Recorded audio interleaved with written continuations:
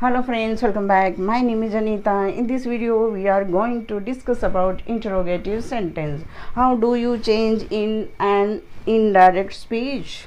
Let's get start to know rule का अगर आपको अता पता नहीं है तो आपका इनडायरेक्ट स्पीच बिल्कुल गलत हो सकता है और नंबर कट सकता है एग्ज़ाम में। तो नंबर नहीं कटवाना है तो आपको मेरा वीडियो पूरा अंत तक देखना है और समझना है, क्योंकि बिना रूल को समझे बगैर हम डायरेक्ट स्पीच से इनडायरेक्ट स्पीच में कन्वर्ट नहीं कर सकते हैं। कहीं ना कहीं मिस्टेक्स हो सकता है और हमें बिल्कुल भी मिस्टेक्स नहीं करना है।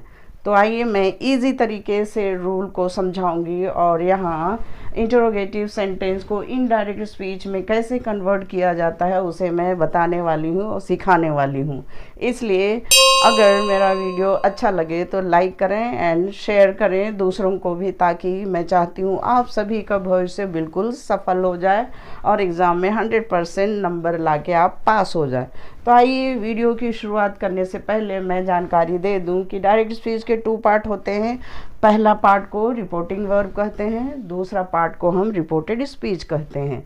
रिपोर्टिंग वर्ब में subject, verb and sometimes object भी होते हैं। आपके सामने ही, शी, ही सब्जेक्ट है और उसके साथ शेड पास्ट टेंस का वर्ब यूज़ किया गया है।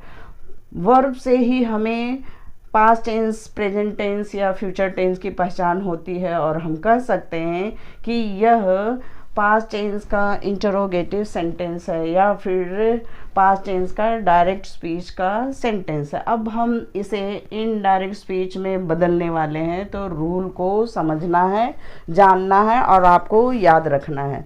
तो आइए रूल को समझते हैं। इनडायरेक्ट स्पीच में बदलने के लिए क्या क्या रूल को जानने की आवश्यकता होती है। तो सबसे पहले रिपोर्टिंग वर्ब में आप देख सकते हैं he said, she said, said ये वर्ब है। और जब इंटरोगेटिव यानी सवाल पूछना, इंटरोगेटिव का मतलब होता है क्वेश्चन, तो क्वेश्चन को पूछा जाता है, इसलिए सेड का प्रयोग नहीं करते हैं इनडायरेक्ट स्पीच में। सीधा हम इसके लिए आस्क्ड यूज़ किया जाता है, जिसका अर्थ होता है उसने पूछा। अब अगला प्रोसेस क्या होता है, जब हम reporting verb and reported speech को जोड़ते हैं तो एक नया सेंटेंस बन जाता है जिसे हम कॉम्प्लेक्स सेंटेंस कहते हैं। और रिपोर्टिंग वर्ब यहाँ इनडायरेक्ट स्पीच में मेन वर्ब बन जाता है और जिस टेंस का वर्ब है उसी टेंस के सीक्वेंस ऑफ द टेंस के अनुसार यहाँ रिपोर्टेड स्पीच के वर्ब को भी चेंज किया जाता है। तो आइए आगे हम बढ़ते हैं। तो इसके पहले दोनों पार्ट को हमें जोड़ना है। जोड़ने के लिए कंजक्शन वर्ड की ज़रूरत है। इंटरोगेटिव सेंटेंस को जब इनडायरेक्ट स्पीच में बदलते हैं और जोड़ने की ज़रूरत होती है तो हमें किस वर्ड की यूज़ करना है, इफ़, वेदर या फिर इंक्वायर। और ये तीनों कंजक्शन वर्ड हैं और ज़रूरत के हिसाब से यूज़ किया जाता है।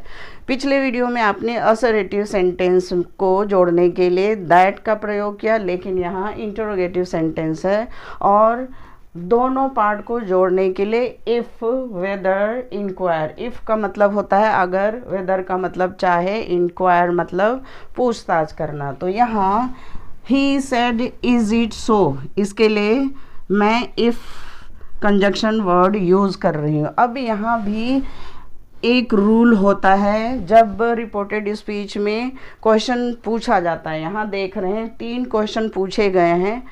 Is it so, what is it, what do you want. तो यहाँ भी रूल को आपको याद रखना है। क्वेश्चन पूछने के 2 तरीके होते हैं। पहला तरीका हेल्पिंग वर्ब के द्वारा क्वेश्चन पूछा जाता है, दूसरा क्वेश्चन वर्ड यानी WH वर्ड से क्वेश्चन पूछा जाता है। तो इसके लिए भी अलग अलग रूल है। जब रिपोर्टेड स्पीच में हेल्पिंग वर्ब से क्वेश्चन पूछा जाता है तो ही कंजक्शन वर्ड का यूज़ किया जाता है इनडायरेक्ट स्पीच में कन्वर्ट करते समय, इसलिए मैंने यहाँ इफ़ कंजक्शन वर्ड यूज़ किया है दोनों को जोड़ने के लिए। अब नेक्स्ट रूल को भी आपको समझा दूँ। यहाँ क्वेश्चन है एंड क्वेश्चन मार्क है। रिपोर्टेड स्पीच में। लेकिन इनडायरेक्ट स्पीच में कंजक्शन वर्ड के बाद हमें इसे स्टेटमेंट में कन्वर्ट करना है। तो यहाँ स्टेटमेंट में कैसे कन्वर्ट करेंगे? It was so. और स्टेटमेंट के लिए फुल स्टॉप यूज़ किया जाता है, क्वेश्चन मार्क यूज़ नहीं किया जाता है। तो कितना डिफरेंट है, रिपोर्टेड स्पीच में क्वेश्चन मार्क के साथ क्वेश्चन है और इनडायरेक्ट स्पीच में स्टेटमेंट के साथ फुल स्टॉप यूज़ किया जाता है। अब आपको यहाँ लगता है इज़ और वाज क्यों हो? जैसे मैंने बताया पास्ट टेंस का डायरेक्ट स्पीच हो तो सीक्वेंस ऑफ द टेंस के अनुसार रिपोर्टेड स्पीच के वर्ब प्रेजेंट से पास्ट में चेंज कर दिए जाते हैं, क्योंकि यहाँ मेन क्लॉज का वर्ब आस्क्ड है, इसलिए यहाँ वॉज की ज़रूरत होती ही होती है। अब हम दूसरा, she said what is it, she asked, उसने पूछा। अब यहाँ देखिए नेक्स्ट रूल को आपको समझना है।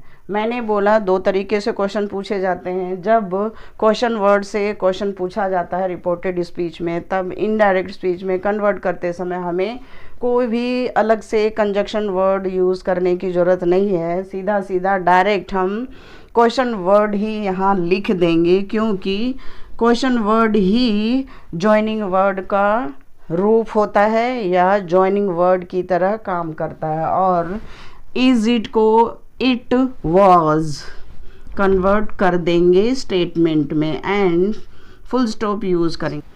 अब third, he said to the beggar, यहाँ सब्जेक्ट वर्ब एंड ऑब्जेक्ट है। सेड टू के लिए ही आस्क्ड ही यूज़ करेंगे, टू लगाने की ज़रूरत नहीं है। उसने भिखारी से पूछा।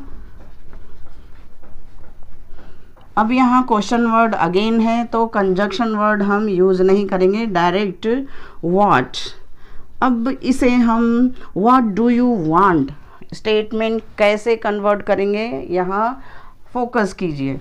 Do you want, what do you want, word तो लिखना ही लिखना है और व्हाट डू यू का डिड नहीं होगा, यू का यहाँ डायरेक्ट ही एंड वांट का पास्ट टेंस वांटेड और फुल स्टॉप। इस तरह से व्हाट ही वांटेड। अब आपने देख लिया रिपोर्टिंग वर्ब, यहाँ इंटरोगेटिव क्वेश्चन पूछना है, इसीलिए सब्जेक्ट के बाद आस्क्ड आस्क्ड आस्क्ड यूज़ किया और हेल्पिंग वर्ब से रिपोर्टेड स्पीच में क्वेश्चन पूछा जाता है तब कंजक्शन वर्ड यूज़ करना है इफ़ और ये स्टेटमेंट में कन्वर्ट कर देना है। इतना रूल को आपको ध्यान रखना।